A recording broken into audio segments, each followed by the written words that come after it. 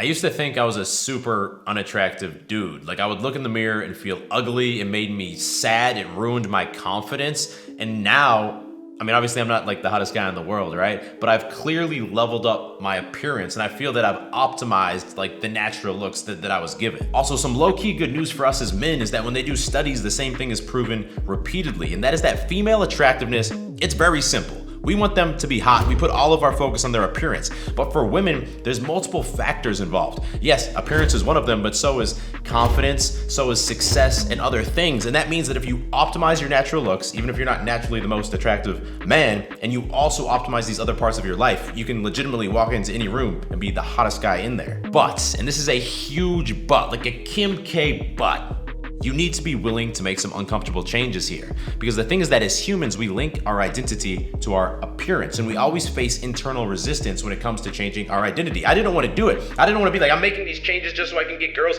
That makes me feel fake. Am I really gonna put in all this work to change who I am, and then I'm still just gonna be ugly? You can't be like, oh yeah, maybe I'll change my hair or this thing or that thing. You need to be like, no, I'm gonna make decisive changes, because otherwise it's not gonna happen.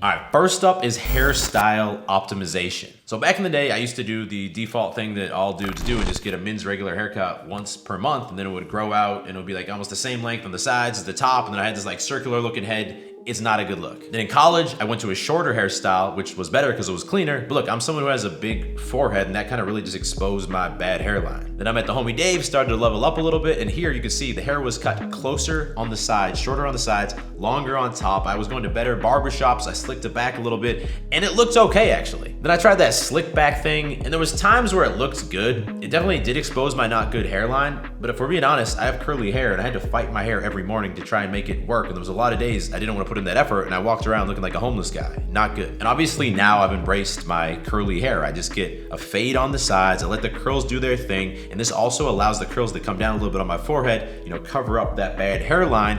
And I just have a much more aesthetic face shape because of that. So enough about me. I think the two key things I've learned through my journey is, first of all, you have to play to your hairline. So if you're someone who has a really nice low hairline, you can go with like a buzz cut or a shorter haircut, and that's gonna look really dope on you, and it's gonna be very minimal effort. Also, embrace your natural hairstyle. If it's curly, let it be curly. If it's straight, embrace that it's straight. Take advantage of that, because otherwise you're gonna have to fight it every day, and the days you don't, it's gonna look like shit. Now, in general, I would avoid long hairstyles. Sure, if you're super attractive and you have super attractive hair, it can look good, but with most guys, it ends up looking just kind of like sloppy and low value. For almost every guy, getting a nice like medium skin fade on the side, that's what I have. They go all the way to your skin, they start fading up about halfway, and then allowing there to be hair on top, whether it's a little bit or a little bit more, that is almost always gonna get you the best results. From a girl's perspective, majority of girls like guys with short hair, and so if you're rocking long hair, there's only a small group of girls that are gonna find that attractive, and you're making your dating pool so much smaller.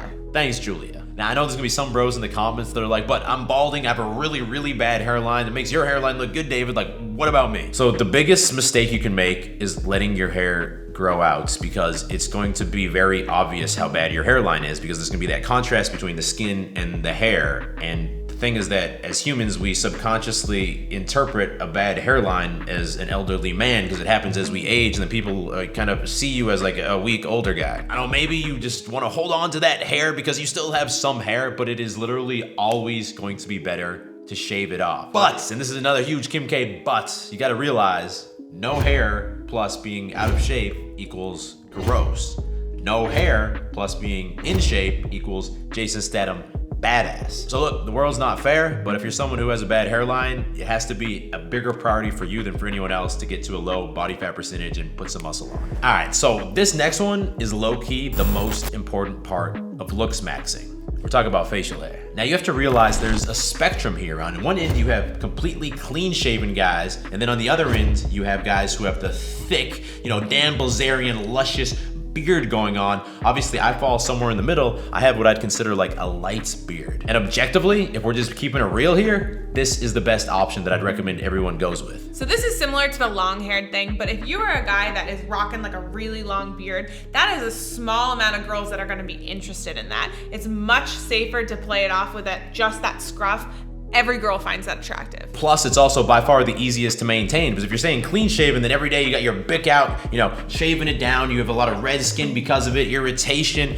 and if you got the thick beard you're trying to maintain, you got all these oils and stuff you put in there. If you don't keep it, you know, sharp, immediately it starts to look like straight caveman disgusting. And this right here, the light beard, it gives you all the benefits of the heavy beard. It's more masculine looking, it brings out your jawline more, but without any of the negatives of, you know, clean shaven or the big beard. The key, and this is absolutely crucial, is that you maintain this correctly. So what I do is every other day, I take a trimmer and I trim all of these hairs on my neck below this neckline. Because first of all, neck hairs are gross, they just look disgusting. But second of all, that's what creates that contrast between the skin and the beard hairs, and that's what gives you that razor sharp looking jawline. And then I'll just quickly trim all of the hairs that are above my main beard line here, because that just makes it look a lot more sharp and just high value. Now I know some of y'all don't have a lot of facial hair, some of y'all have patchiness going on. I would still recommend going with the light beard option. I would just keep your hair a little bit shorter. So I use like the 3 guard or the 4 guard when I'm trimming mine down. Maybe use the 1 guard or the 2 guard, because now those patches are not gonna be as noticeable, but it still gives you that masculine edge and helps bring out the jawline more. Now obviously if you got that Max Chunin style hairline and you really just can't grow any facial hair to save your life,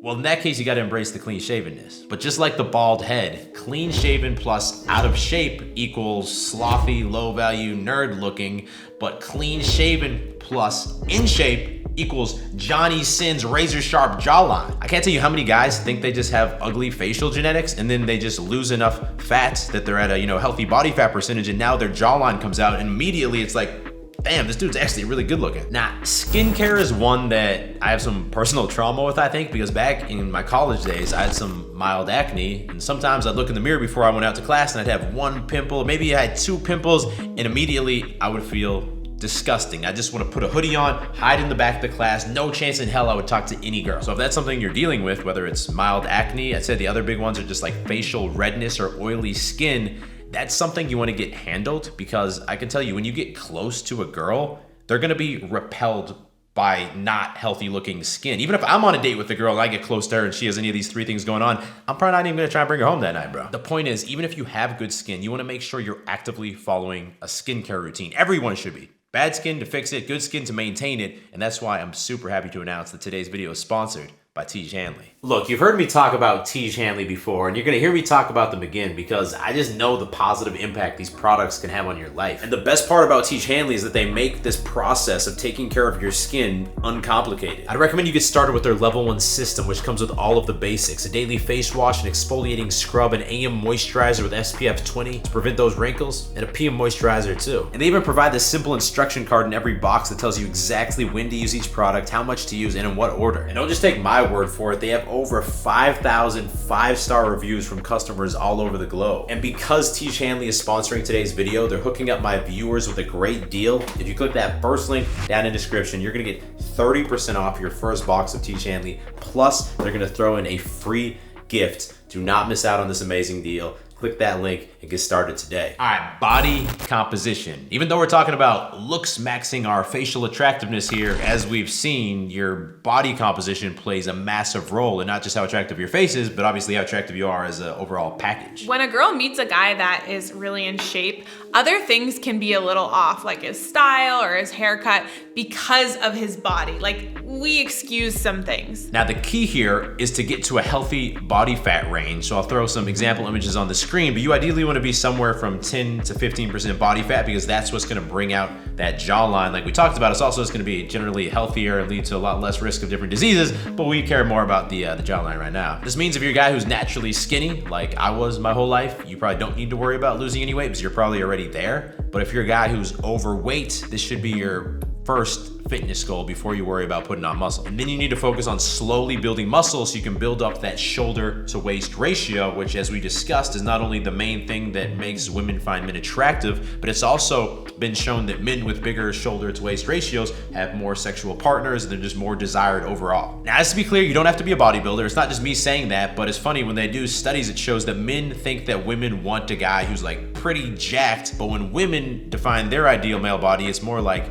David Beckham, lean and muscular, but no steroids needed. Now, I don't want to go crazy in depth on body composition in this video, but if you want some help getting jacked, I'd recommend you get started with a proven program inside of the Beastly Fitness app. I will drop a link down in the description to get a free 7-day trial. Now, a lot of guys don't want to put in effort on their style because it feels a bit feminine. And I guess it is a bit feminine, but you have to realize you don't walk around butt naked all day. At least 90% of your skin is usually covered by your clothes. So you could argue that 90% of your attractiveness is dictated by your clothes, aka if you don't have good style, you're not gonna be attractive. And look, I'm not a style guru, I don't claim to be. There's a whole spectrum of clothes that can look good, from the more hype clothing to the more traditional, suited up, booted up clothing that looks good. But as you're probably realizing, I tend to want to focus on somewhere in the middle of that spectrum that's not going to take a lot of effort and that I know is always going to look good. The main thing is to avoid like really old school generic looking fits that make you look like an old man, or like your mom dressed you for high school, where you just buy things that are roughly your size but they don't really match, they don't really conform to your body the way they should. Already, here's a guy who recently went through our Beast coaching program. Shout out to Josh. And when he came in, his style was a bit rough, so were some other things, but he's a great example of someone who put the work in, looks maxed, and now he's absolutely cleaning up, bro. And a big part of that was his style transformation, as you can see in these photos. The key here is to find some style inspiration. So I'd go on Instagram and scroll through some style accounts and find someone that you vibe with. For example, I like Magic Fox. I like this other account called Rare Trio. They just help give me some inspiration for different outfits I can piece together. My best advice is to only own clothes that are neutral colorways. This means black, gray, olive, and maybe a maroon or a navy or white. Throw away anything else you have, because chances are it's not gonna match any given outfit. And this way you also don't have to think that much when you're piecing together outfits, because most neutral colorways go together. And then I think the key pieces that every man needs in his wardrobe is a good fitting pair of black jeans, a good fitting pair of black joggers for more casual occasions, multiple good fitting t-shirts, at least some in black and white, because those will match any bottoms. Jackets to layer. Personally, I like bomber jackets and denim jackets. You throw that over a t-shirt and immediately your outfit looks really high value. I'm also a big fan of Henleys, because on an occasion that's a little bit more formal, you want to be a little bit classier, you put on a Henley instead of a tee, you can still layer a jacket over it, and boom, you're already even a bit higher value than the tee. And I'm not a guy who likes a bunch of fashion accessories. Some dudes out there do. But if you're like me, just get some basic good watches, because it's a little something extra that adds to the outfit. Next is general awkwardness, because here's the thing. You can take a guy who is objectively a 10 out of 10 in terms of his objective attractiveness, but if he has all these awkward mannerisms, he's no longer attractive. So this one time my friend set me up with this guy and he was a 10 out of 10. He looked like a Chad. But when we got there, it was just extremely awkward. He was super uncomfortable and I just lost all the attraction to him. And the opposite's actually true too. I have a friend, I'm not gonna say his name because I'm not gonna trash my homie, but he's not objectively attractive. He's not particularly tall, doesn't have great style, he's not even that fit. But this guy will confidently walk up to you, look you in the eye, shake your hand, and you're like, damn, he's attractive. This guy gets bitches. And he does. So there's 3 key things you gotta fix here. Number 1 is eye contact. This is the first dead giveaway that someone is low confidence, they kind of seem like a simp. There's actually a really simple rule I learned that fixed my eye contact, and that is that I hold eye contact with someone unless they break it. Because if someone looks off to the side, that signals that maybe they're a little bit uncomfortable. So if you also, take a glance over to the side as they're doing that, it shows social intelligence. And this way you never come off as creepy. Next is posture. So we all have this tendency to kind of round our shoulders forward because we're on laptops all day, we're driving, and we kind of walk around like this. If you do 2 things, first of all, you imagine that you're pinching a penny back between your shoulder blades, and then you imagine that someone has a string attached to the crown of your head, and they pull it up, boom, boom.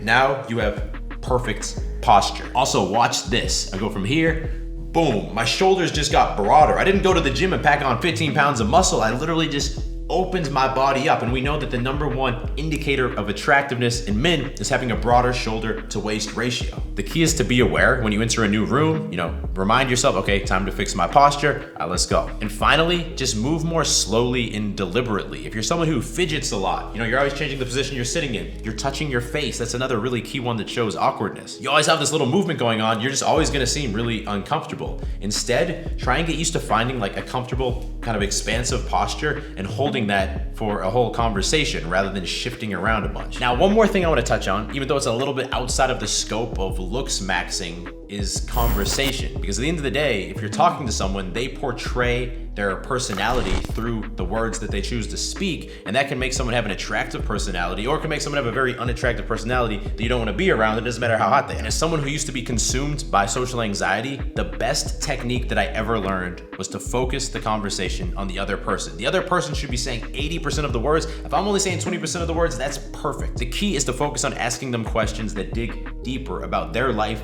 and their passions. So don't stick on surface level interview topics like, oh, where did you go to school? And they say NYU. You shouldn't say, oh, what did you study there? But that's just another one-word answer. Instead, you should say, oh, what was it like going to school in New York City? Ask questions with like what, why, or how, because things that require a longer answer, that's going to allow you to dig deeper about that person. People also find it more enjoyable to talk about themselves. Like if you're talking to that one dude who's always just bragging about himself or complaining about his life, that's not someone you want to talk to. But if it's someone who's always showing interest in your life, all of a sudden you think that person has a really attractive personality. Not to mention, it takes a lot of pressure off of myself having to like think of new things to say. I'm just letting them go, and I'm kind of like steering the conversation based on what they're giving me. And if you're talking to a girl, a lot of good teasing opportunities always come up. That all being said, do not let this be just another cool video you saw that gave you some ideas. I want you right now to make a commitment to yourself. What is the next action step you're gonna take? Maybe you need to go get a trimmer so you can take care of your facial hair. Maybe you need to get on that Tish Hanley subscription. Maybe you need to go through your closet and throw out all the clothes that are not going to serve you to be a more attractive man. If you made it to the end of the video, I recommend you check out this one next. This is about how I would train if I started over from zero gains, the biggest mistakes to avoid so you can get that lean, muscular body with the big shoulder to hip ratio. And if you're new to the channel, click right there to subscribe, as I drop 2 new videos every single week and you don't want to miss them. I'll talk to all of y'all in the next video. Stay beastly.